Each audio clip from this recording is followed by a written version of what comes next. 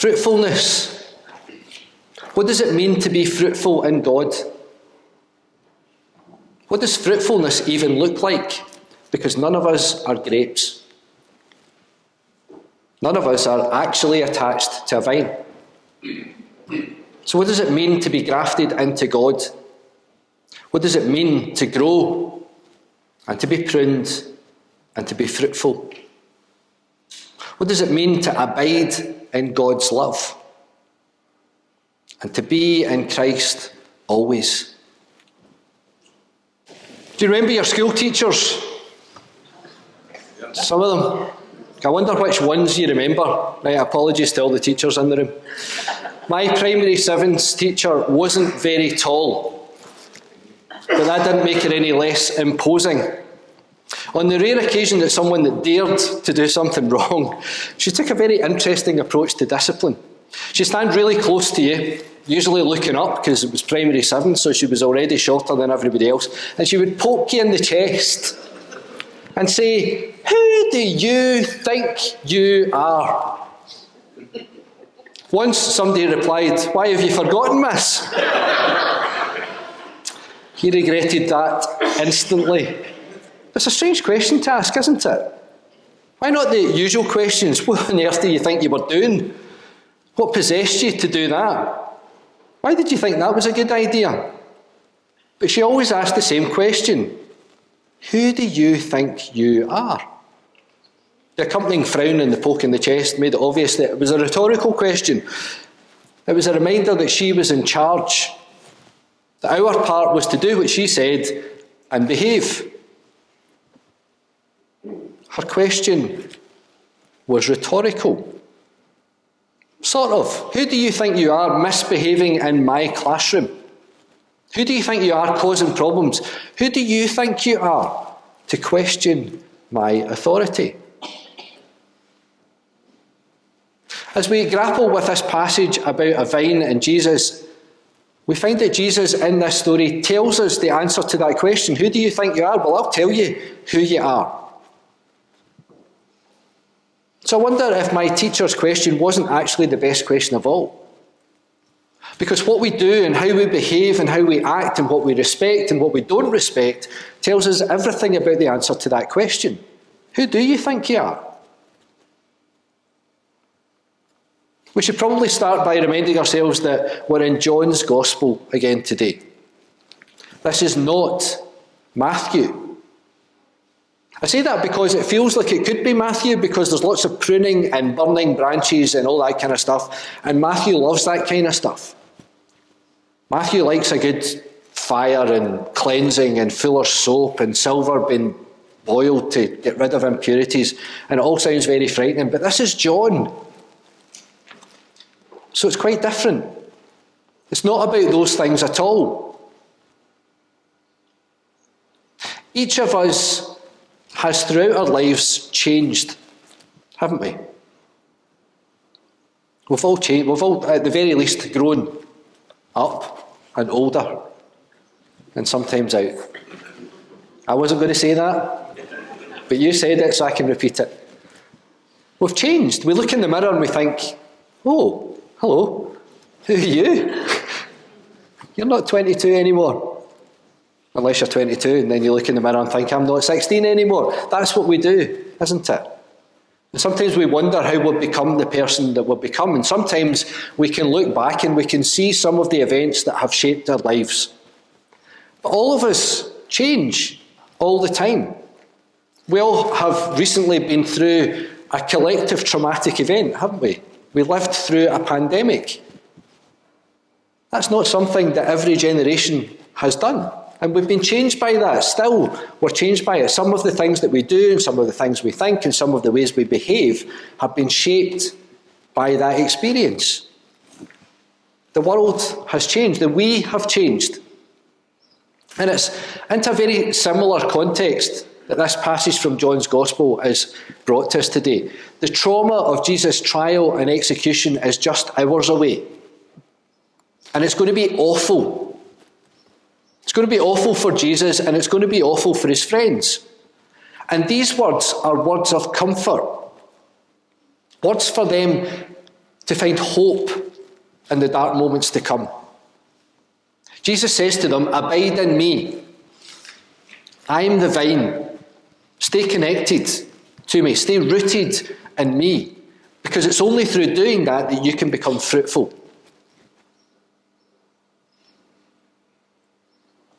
The next few days of this story aren't the only ones that will be difficult for the disciples. For the rest of their lives, they're going to face hardship and controversy and expulsion from the religious communities and difficult decisions and big calls on the way forward and persecution and arrest and even death. Things will not be easy for them, just as they haven't been easy for any of us. The word we use so often for getting back to normal is recovery. I wonder what you think that word means. For lots of us, recovery means healing. Getting back to the way things were before. But that's an odd thing, because we'll never be the same again, will we? Because we've lived through the experience of whatever it is that we're recovering from. We might have scars. We might not be able to do the things that we used to be able to do. We might have pain, both physical pain and emotional pain. We might have had to change the way that we do things. Our lives are not the same because something happened to us. And it can be all kinds of things. It doesn't have to be illness or anything like that. It can be relationships that we have, or it can be a job that we have, it can be our education, it could be all kinds of things that happen to us. We live through those experiences and things change. There's an old proverb that says you can never stand in the same river twice. It's because the water that you stood in the first time has moved. It's gone. So even though you've stood still, the world around you has changed. The water is gone. But that's not the only thing that changes, is it? The plants in the bank have grown. The stones in the riverbed have changed because they've been worn down over time. The change might be slow, but it's constant. So as we recover, the world changes around us. And all of us age, and we experience things, we learn things, just like everyone else does. A colleague of mine used to remind us very often that change, not changing, is not an option. You can choose not to change. The church is very good at this. You can choose to just stay the same and imagine that that's real. But it's not real, because the whole world changes round about you. So even by staying the same, you're changed, because your relationship with everything else is different. We used to use phrases like new normal. Remember that? The new normal. New normal is just recognising that things will be different. Whatever it looks like, it won't quite be the same, even though we've rushed back to trying to be as exactly the same as we used to be. Remember those days when we all said, I'm going to take more time off. I'm going to spend more time with whoever it was, or I'm going to do whatever it was, or I'm not going to do quite as much as I used to. How's that working out? We can't go back to the way it was anyway, because that world doesn't exist anymore. I spent the whole of yesterday at a meeting on Zoom. I didn't even know what Zoom was 4 years ago. The world has changed. There's a lot going on in this passage today. It's the last of the I am statements. Jesus says, I am the true vine. And it's this long farewell discourse where Jesus is trying to explain to his disciples what's going to happen both to him and to them. But it's an intensely pastoral moment. In the middle of all this difficult stuff, Jesus tells them something that's really helpful and comforting about their lives and about this church thing that's going to happen afterwards. He talks about fruitfulness. And when Jesus speaks in this way, it seems clear that he has a huge concern for his friends. But he's also issuing them a bit of a challenge, isn't he? Remain fruitful. In fact, be more fruitful. Despite all the things that are about to happen and how difficult all of that's going to be, actually, because of what's about to happen and how difficult that's all going to be, remain in me, abide in me, and bear fruit. Bear much fruit.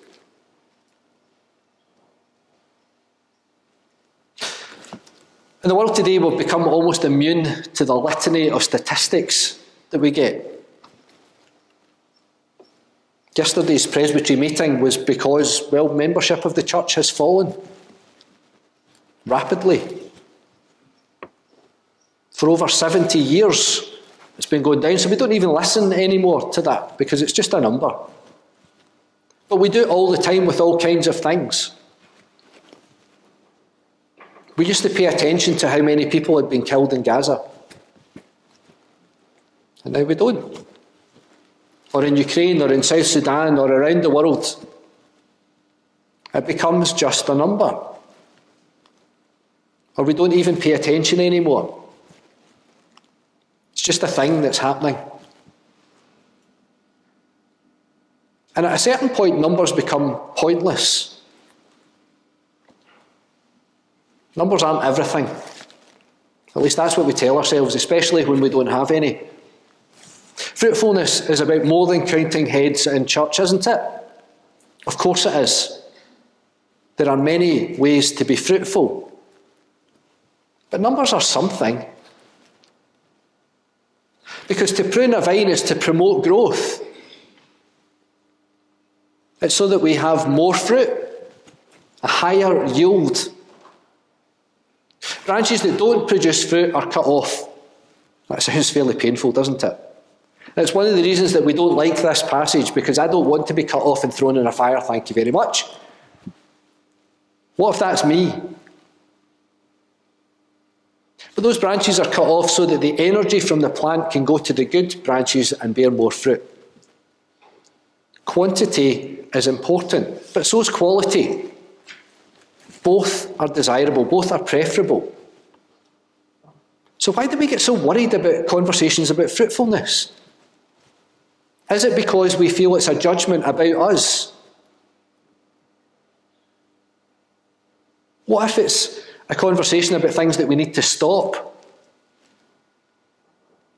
Things that I've invested a whole load of energy in, but it's not fruitful anymore? What if this branch that Jesus talks about is ours and it needs cutting off? But nobody wants that. Nobody wants to be thrown in a fire. It's not a good metaphor, is it? I don't want the things that I've worked hard for to be taken away.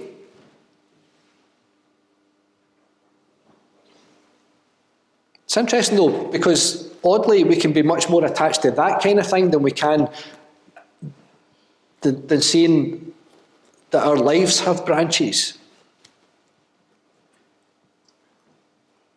Each of us have different parts of our lives, and some of them bear fruit and some of them don't.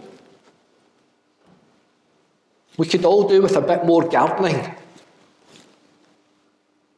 a bit more self-pruning to get rid of the things that are unhelpful, the things that take our attention, our energy away from the things that we should be doing, the things that divert us from serving God in the way that we know that we should. So why is it so difficult to see it in that context? Just 3 years before this conversation, Jesus set out in his ministry. He went to see John, his cousin, and he was baptized. And he went out into the wilderness by himself. And then when he was ready, he started to gather disciples together, 12 of them. So sure, 12, numbers aren't everything. At least that's what we tell ourselves. I visited Cuba some years ago. And while we were there, we met a minister and one member of the congregation. And the minister met with that one member of the congregation every single week for years. Just them. 2 of them. And they did that because it was too dangerous for anyone else to go. But this lady was like, I don't care, I'm going. They can do what they want. And she did. We would look at that and say, 2 people. How on earth is that a viable church? It's not. It makes no sense. If we had a plan, that's a church that would be closed. But there they were. They met every single week and they prayed for their community, and the people of the community knew it. They knew that even though they were too scared and too much danger to gather together, someone somewhere was praying for them. They knew that they were loved. And when it was safe to return, they did. And boy, did they. That church is a thriving church. It's a fruitful church. But it's fruitful because 2 people were faithful, rooted in Christ, and produced lots of fruit. And what marks our discipleship is our fruitfulness. That's the evidence of our connection, our dependence on Jesus. Jesus tells us that we can't do anything when we're apart from him. So if we're not bearing fruit, then we need to ask ourselves the serious question, well, are we connected to Jesus? And we know what good fruit looks like. And we know what empty branches look like too. We know that some plants like the sun and some like the shade. We know that some like the damp and some like the dry. We know that the right plant in the right place can make all the difference. Sometimes the plant needs food. Sometimes it has too much. Sometimes it needs water. Sometimes it has too much. Or perhaps the fruit has spoiled because there's no workers to gather it in. So what's this to do with any of us? I think this passage is about what we would call discernment. What does God want from us? What should we be doing here in this place? Mission is a strange word. It always sounds as if it's a plan and we go and do it. We read today that Philip found himself in a conversation with someone he would never have spoken to, an Ethiopian. He was on the road and this guy was there and he was reading the scriptures, and Philip and him had this conversation, and through that conversation the man was baptised. Philip didn't plan that. He just spoke to the guy that was there.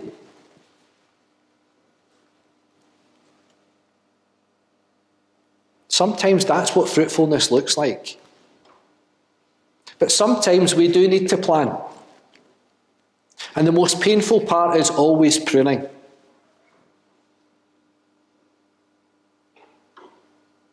What do we keep?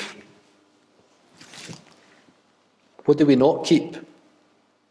And why? What is fruitful? Where is the new growth in our church? It's interesting when I look around.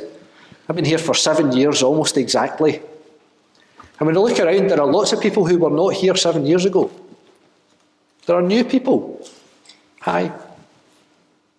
That's amazing. And there are lots of people who were here 7 years ago who are not now. Our congregation has changed a lot in those times. We can choose to see that as a sad thing because there are people that we miss, or we can choose to see it as a huge blessing because there are people who have come to join us.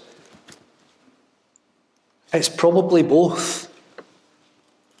But it's an evidence of fruitfulness. Once every couple of months we have messy church. And children and young people bring their adults to church. It's evidence of fruitfulness. So what are the things that we should put our energy into? What are the things that we should spend our time on? What are the things that are going to help us to grow and to bear fruit? And how will we know that we're grafted into Christ? We'll know because we're fruitful. We'll know because we are more loving, more kind, more generous, more compassionate. And not just to each other, but to the people around us in the world. That's what fruitfulness looks like. And sure, sometimes that may mean that people come and join us. But surely it also means that the world around us gets better. Rob Bell used to say that, I know that the good news is good news because it's good news for my neighbour, not just for me. So the man across the street, his life should be improved because I believe in God. Because I'll be more kind and more compassionate and more caring to him and to the woman down the street. My belief affects them. That's what faithfulness and fruitfulness look like. So perhaps we should go from here. Put all our energy into being in the right places and doing the right things. But also not be afraid to prune when we have to. Perhaps even to relocate. But to always be grafted into the root that is Christ. Because apart from him, we can do nothing.